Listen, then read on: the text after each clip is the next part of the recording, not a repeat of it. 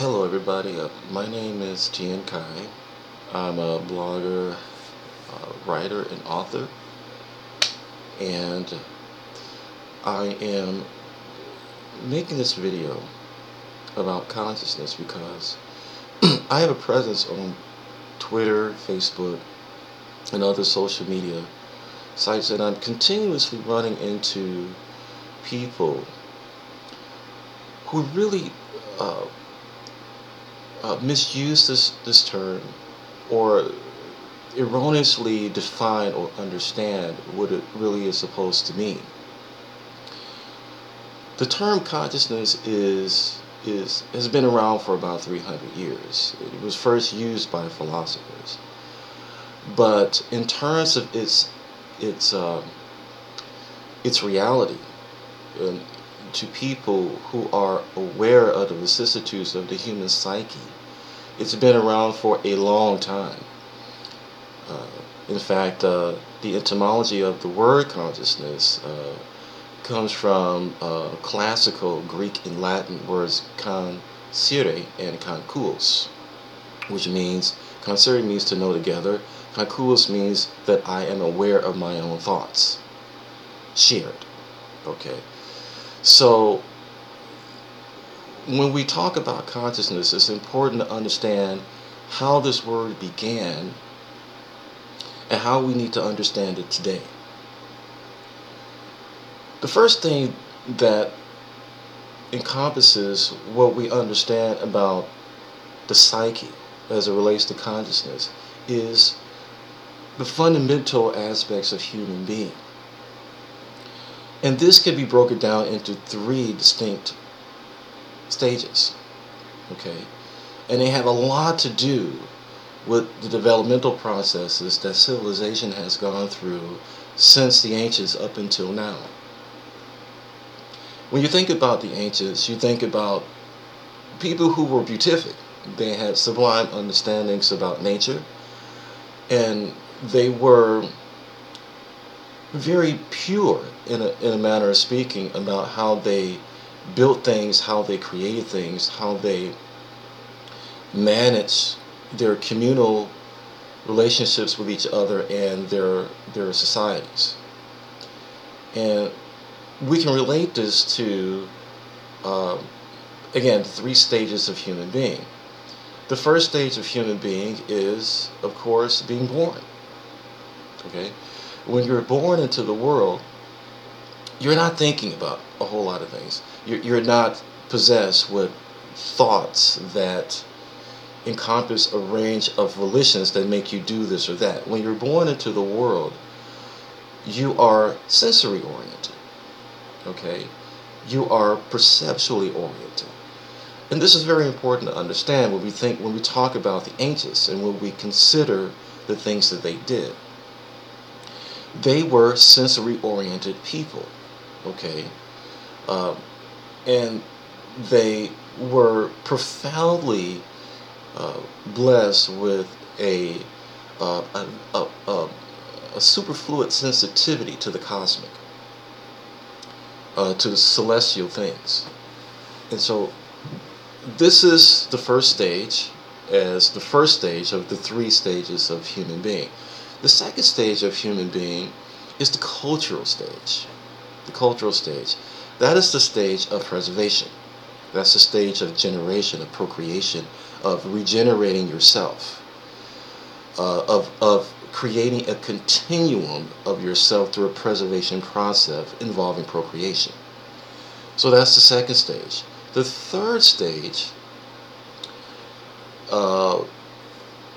as it relates to human beings, you have the infant stage, you have the preservation stage, which is when you become an adult and you're able to reproduce, and then you have the last stage. The last stage is the stage of old age. And in old age, you start to lose a significant portion of your sensory acuities. And you tend to more or less become preoccupied with your own thoughts. Okay? You become thought-oriented. And this is very important to understand, okay? Because that stage is the stage that we're in right now. We're in the end stage. We're in the stage where people across the planet are becoming thought-oriented beings. Okay, specifically, and this is problematic in terms of understanding what consciousness is, because thought-oriented beings have by definition lost a lot of their sensory abilities. As a matter of fact, philosophers of the classical era thought that sensory experience was illusion. Okay, and that was a dramatic departure for how the ancients lived and how the ancients understood things. And in fact, most of civilization today, as we know it, is filled with a mass of sensory deprived human beings. Human beings who spend a lot of time pursuing an individualistic, autonomous existence where sense and perception is not needed, and only what you think. And that's crucial to understand, because you have to look at it this way. In the beginning, when you were born and you're perception oriented, you're developing, right? You're developing. You're growing developmentally into a preservation stage. When you're in the preservation stage, when you're creating culture, okay, you can think of that as a mediating stage. You're still connected to the perceptual part, but you're kind of looking at the end part where you're thought oriented as well. Okay? Consciousness is really about the beginning stage. It is about perceptual sensitivity. Okay? It's not about nationalistic or culturalistic orientations or knowledge-based informational ability. It is about being able to perceive things. And I'll explain that to you in more detail as we proceed. This video is going to take just a few more minutes, so please bear with me. What I'm going to do now is I'm going to go to a Wikipedia page, and I'm going to read to you their definition of consciousness. It says, consciousness is the quality or state of awareness or of being aware of an external object or something with oneself. It has been defined as sentience, awareness, subjectivity, the ability to experience or to feel wakefulness, having a sense of selfhood, and the executive control system of the mind. Okay? So, even in this definition, you can plainly hear it speak of awareness. Okay, but let's proceed further into how it was used in the 17th and 18th centuries by philosophers, because philosophers were the first people to use this term, consciousness. Okay, we'll go down. Okay.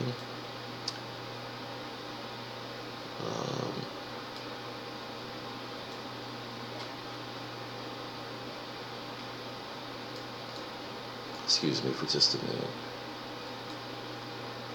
Okay. The origin of this is what Wikipedia says. The origin of the modern concept of consciousness is often attributed to John Locke's essay concerning human understanding, published in 1690. Locke defined consciousness as the perception, and this is a quote, the perception of what passes in a man's own mind. Okay. However, there are people after John Locke, such as Immanuel Kant, who thought of consciousness as what they call an epiphenomenon, or what Kant called a nomenon. And what that means is that consciousness, or the perception of what's in your mind, is radically different from biological and physiological being. It's radically different from sense perception based understanding. So they thought of consciousness as sort of like a spiritual understanding. If you are a person who can conceptualize, not rationalize, because there is a difference.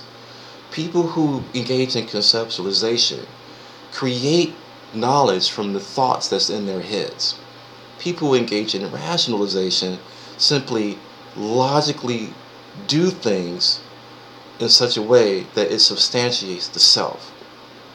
So in rationalization, there is no generational creation of knowledge. In conceptualization, which is peculiarly unique to philosophers as they understood it, is a very special type of activity. And comparatively speaking, they akin this to how the ancients did things in terms of their knowledge-based understanding of the cosmic. So they compared this to a spiritual experience. The fact of the matter is that, again, even we see in Locke that we're still talking about perception, even though his understanding is of the mind and thought-based only. We still have to perceive things that are going on in our heads. That's a very special type of perceptual acuity. Okay, you have the five senses, but some other sense allows you to perceive your own thoughts. Okay, and this is very important to understand. What is that perception? What do you call that? Well, the word for it is consciousness. Okay, the ability to perceive the vicissitudes of things that are not tangible. Okay, so this is akin to spirit. This is the philosophers thought of this as spiritual, as a spiritual understanding, and they created religions around this. Pythagoras created a religion around disability. Euclid created a religion around disability. Even Plato was aware of the extent that this ability has on a euphoric sense of a transcendental world. Okay, so we have to understand, however, that if it's about perception, what is the difficulty plaguing most people in the modern world? Why is it that when they use the word consciousness, they don't mean perceptual understanding or perceptual sensitivity or sense perception awareness? Why is that? The reason is because we are in the third stage of human development. Okay, human cyclical development. We're in the third stage where people become less sensory oriented and more oriented towards thinking, more oriented towards thoughts. And thoughts without perception can lead to disastrous forms of rationalization. Okay, and that's what I find that I'm running into in social media and in my interactions with people in general. I find that people are very thought oriented, and if you try to give them insight into those thoughts through a perceptual orientation, they seem to not really grasp what you're really trying to do. And easily communication degenerates into argumentation very quickly, very fast. But let's talk about this third stage for a moment in some detail and why it's so problematic. Why it is not consciousness. Knowledge-based or thought-based understanding is not consciousness. Consciousness is about perceptual sensitivity. It is a spiritual inclination. It is a cosmic orientation. It is not about knowing things. It's a matter of category. The more you perceive, the more you're able to know. Case in point, even philosophers say that perceiving thoughts isn't a special ability. So the more you perceive, the more you know. Okay. With that, I want to talk about this type of person, this mass person that exists in the world today in our third stage of evolution, or our end. stage of evolution, beginning the cycle of another. The people today who are thought-oriented or mass-oriented people are prolific. Most of the world's population are filled with these kinds of people.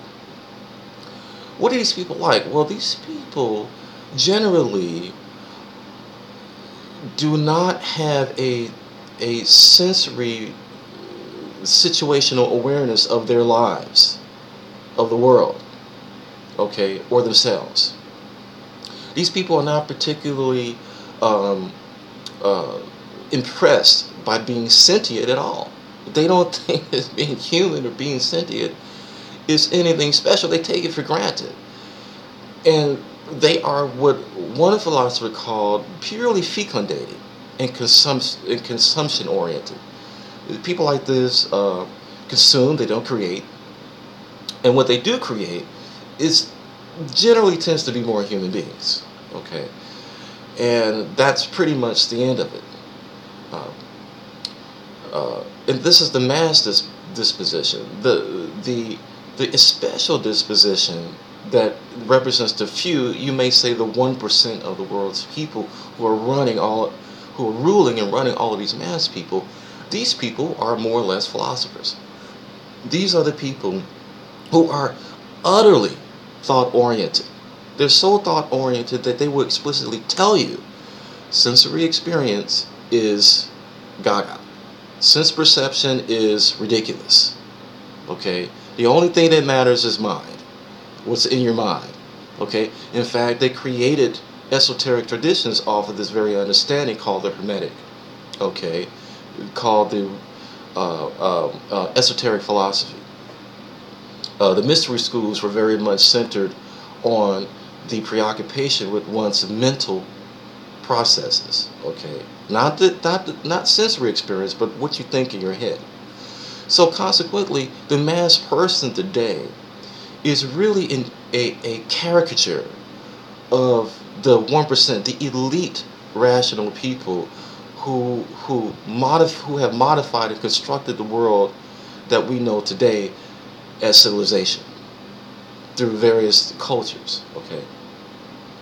The mass person is oriented in such a way that they will practice belief systems that specifically are devoid of sensory insights. The only thing that they are experiencing are thoughts on paper. That's the only thing they're experiencing.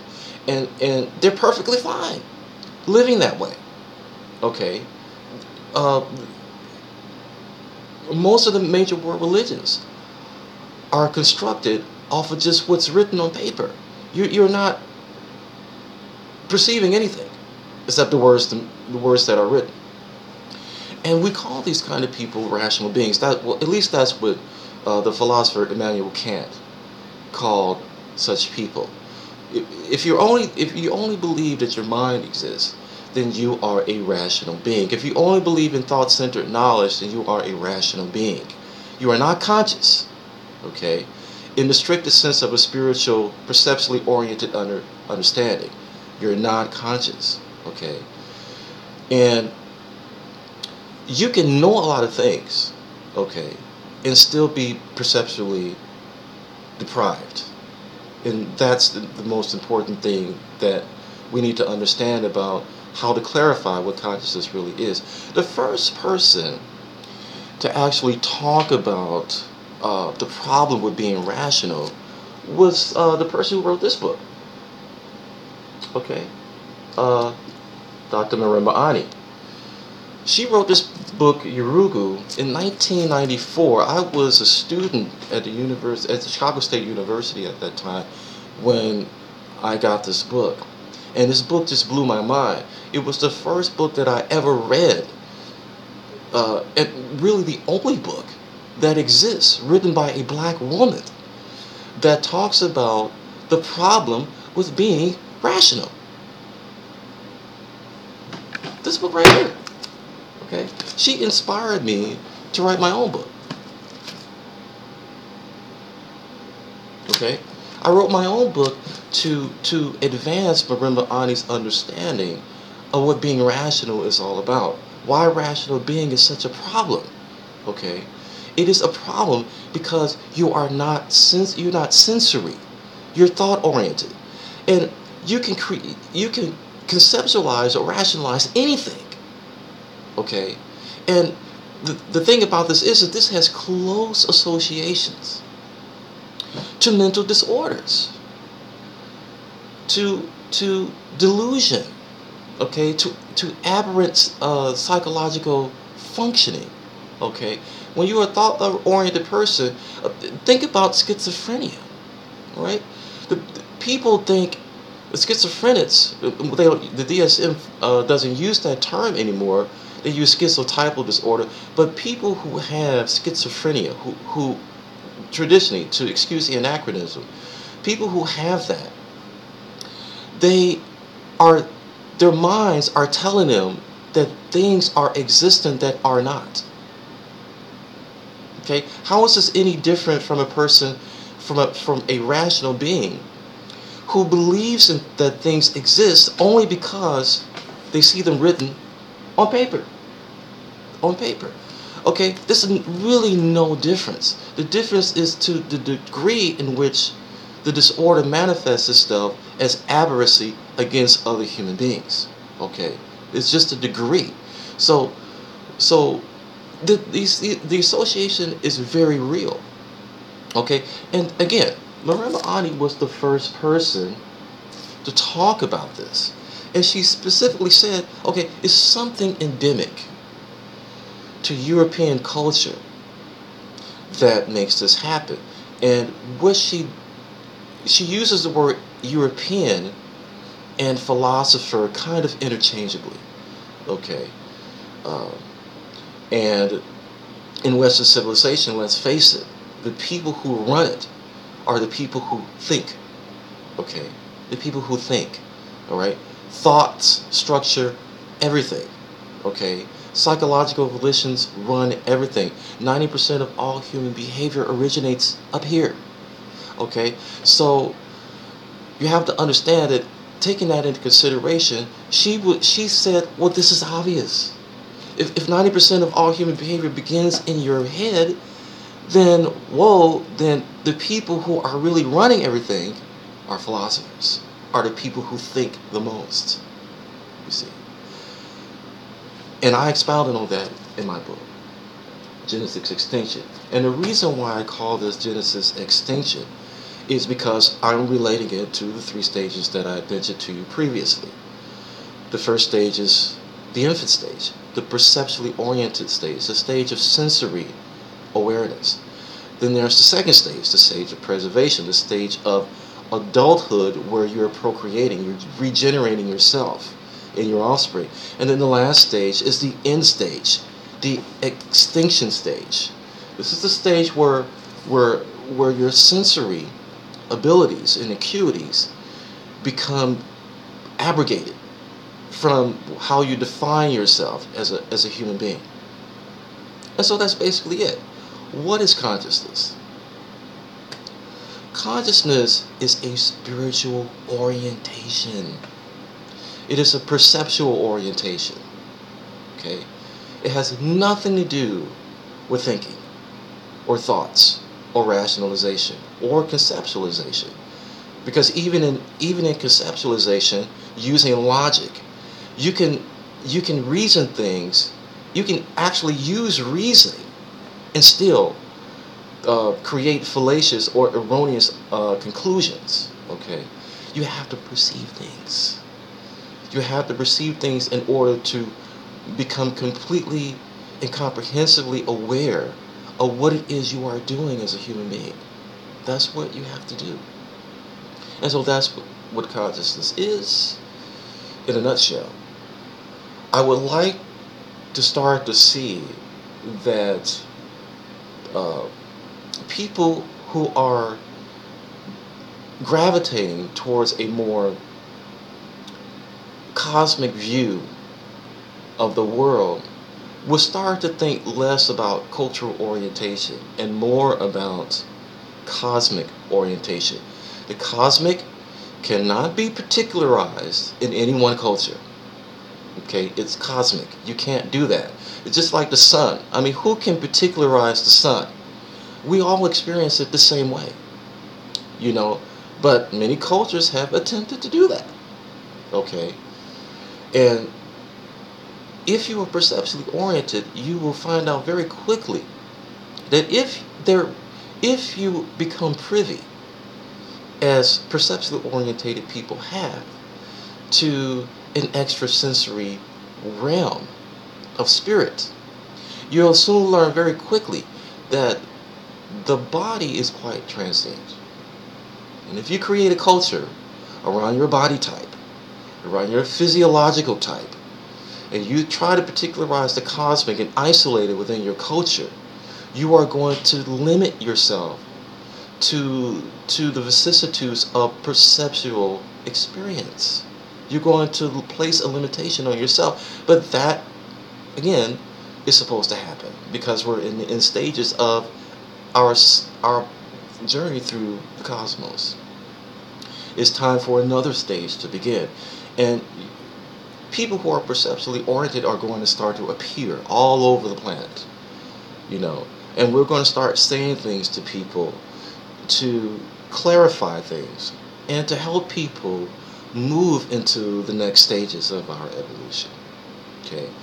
Now, I don't claim any special gift. I do rely heavily on the ancients in what they left behind for us. Okay. And their understandings have led me to believe that we're in a process of re-envisioning what they were. Not redoing what they did, but re-envisioning what they did. Okay? Because these people were very spectacular. As far as I'm concerned, they were very sublime. And no matter who they are, Mayan, the ancient Chinese, the ancient Hindus, the Kemetic, which my name represents. My name is a Kemetic name. It's all important to me, all of it, and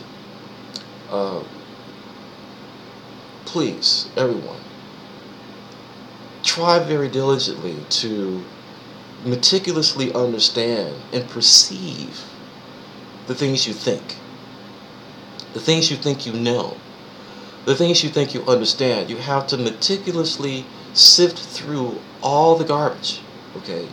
I mean, I want you to think about something. I'm going to leave you with this. 40 to 50% of all human knowledge is conceptual. All right? It's conception and abstraction based. Okay? What is a conception? A conception is something that seems derivative of nature, but it doesn't actually exist in nature. For example, a circle. A circle. A geometric representation of a circle does not exist in nature. That is a conception. 40% of all human knowledge is conception based. Okay? And abstraction based. What is an abstraction? An abstraction is how you reason from a conception. But an abstraction is so far removed from a conception that nobody can experience it except as in the definition of a word. Okay? A word defined. So think of this, a circle. When you can reason all types of things about a circle, but the major thing that comes from a circle in its reasoning is the concept of the abstraction infinity. Infinity.